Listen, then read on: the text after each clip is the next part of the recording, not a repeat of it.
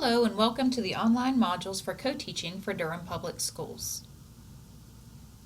The genesis of this work came from the Title II Audit Stakeholder Group recommendation that identified the need for professional development on the service delivery of co-teaching. The professional development materials were drawn from a variety of sources designed and further developed by the North Carolina Department of Public Instruction Exceptional Children's Division on co-teaching development. This team was comprised of a multidisciplinary group of both general and special educators from North Carolina LEAs, institutions of higher education, and the North Carolina Department of Public Instruction. Contributions from experts in the field, teachers currently co-teaching in classrooms in North Carolina, research conducted on co-teaching in North Carolina public schools, and the Louisiana Co-Teaching Task Force were used to inform the development of the content. However, this content has been modified from a 2-day face-to-face training into several smaller online modules to assist teachers with accessing the curriculum at their leisure.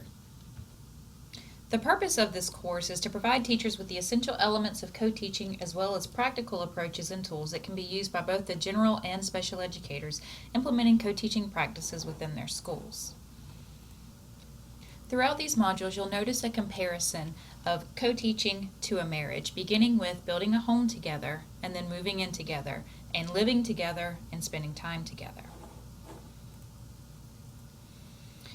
Framework for a strong partnership begins with trust, rapport, and respect.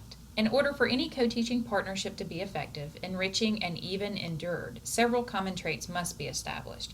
Trust, rapport, and respect are absolute must when working together in a classroom.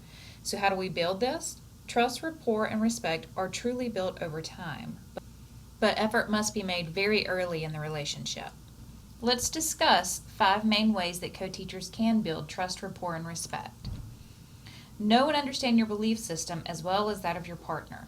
You may do this by completing a self-assessment, spend time reflecting together on the assessment, and being open to discussing differences. Another option for co-teachers to engage in is to identify and discuss characteristics that promote successful co-teaching settings. For example, volunteering. Did you volunteer for this assignment? You may want to also talk about teaching styles that are outcome and activity based. Another characteristic may be being innovative and multisensory, having collaborative skills, how easily do you work well with others, being flexible, accepting differences and constructive criticism. Another aspect could be identifying and discuss characteristics that promote a successful co-teaching setting. For example, receiving trainings together, visiting other co-taught classrooms, creating ways to demonstrate parity, use both teachers' names, both teachers plan together, both teachers grade and utilize regular and student with disability information. You might engage in sharing your pet peeves with each other. You might be things such as noise levels, routines, instructional practices, and organizational. What is your definition of help? Discipline, how is that impacted within the classroom? And then also, finally, you need to discuss and decide who will do what. Actually write out a work plan during the lesson. Who will take attendance, talk about how you're going to pass out and collect papers, grading, preparing for and attending conferences, how you're going to make sure the accommodations are provided, and then also arranging to access and retrieve resources. This slide indicates crumblers of trust, rapport, and respect. So you may want to, the next 2 slides actually, so you may want to take time to go over these indicators with your co-teachers and talk about the ones that are really impacting your ability to work well together or could possibly impact your ability to work well together if not addressed.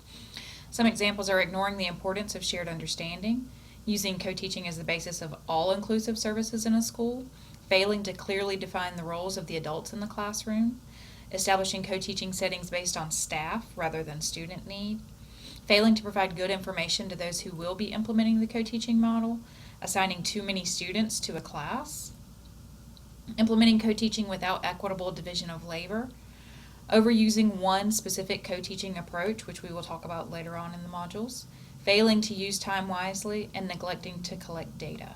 Take some time to talk with your co-teaching partner about which of these you need to address first, if any. Remember that establishing trust, rapport, and respect is an ongoing and sometimes fragile process. Open lines of communication are imperative to teacher and student success. The more open and honest teachers are with each other, the more conflicts can be avoided. I can't work to fix what I don't know is broken, and I can't stop getting on your nerves if I don't know what I'm doing that drives you crazy. SHARE is an acronym that stands for Sharing Hopes, Attitudes, Responsibilities, and Expectations. Again, these modules have been modified. If we were doing a face-to-face training, we would conduct an activity right now, but this is just an acronym for you to reflect on as a co-teaching pair. You may also want to reflect on your beliefs and principles.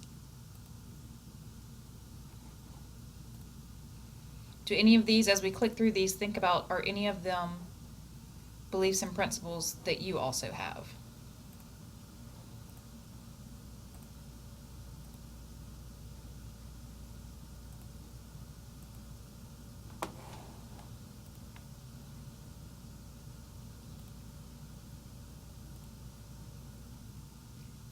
As you reflect on these beliefs and principles, keep them in mind as we move into the next section, which is going to discuss how teachers can move together and how they will operate within the kitchen, again using the comparison to a marriage.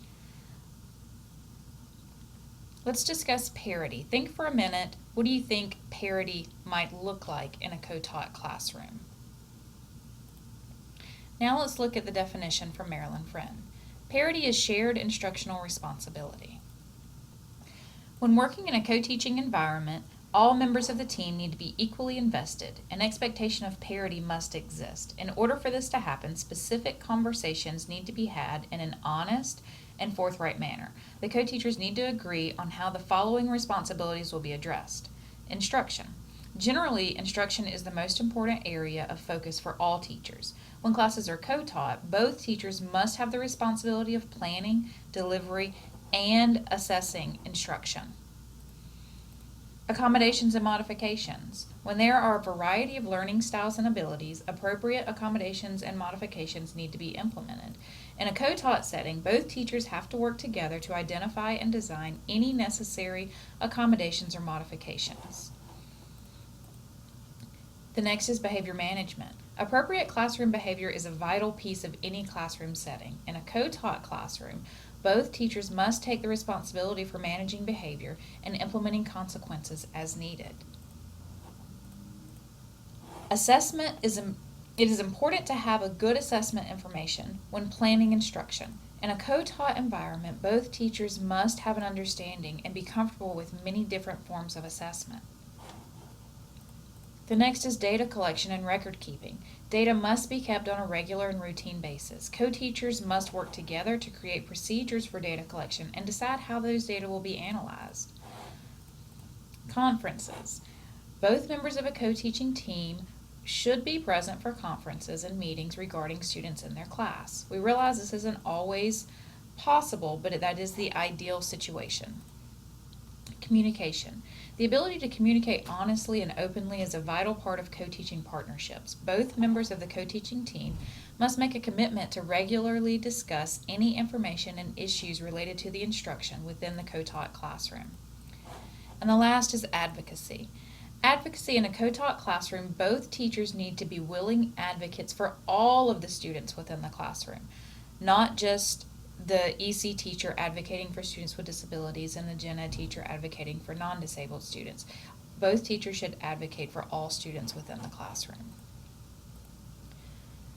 So let's talk about co-teaching and the language that we use within DPS. Co-teaching is a service delivery option for providing special education related services to students with disabilities or other special needs students while they remain in their general education classroom. Co-teaching occurs when two or more professionals jointly deliver substantive instruction to a diverse blended group of students in a single physical space. That's what co-teaching is. Inclusion, on the other hand, is simply a philosophy in which all students, regardless of disability, are in the same classroom. Therefore, as we move toward more inclusive classrooms, one approach to meet the needs of all students within that classroom is to provide the co-teaching model of instruction. I don't want us to get hung up on the language and the differences between inclusion and co-teaching, because I know that a lot of times we use the term, I'm an inclusion teacher or I'm in an inclusion classroom.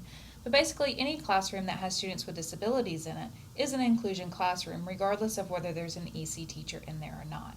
The classrooms in which two teachers, a gen ed teacher and an EC teacher, provide instruction together side by side, those are the co-taught classrooms.